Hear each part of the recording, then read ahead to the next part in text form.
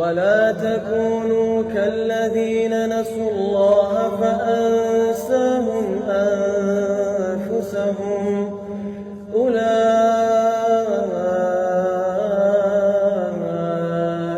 هم الفاسقون. لا يستوي أصحاب النار وأصحاب الجنة، أصحاب الجنة هم الفائزون. لو أنزلنا هذا القرآن على جبل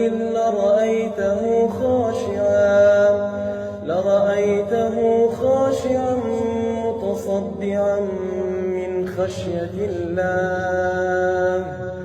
وتلك الأمثال نضربها للناس لعلهم يتفكرون.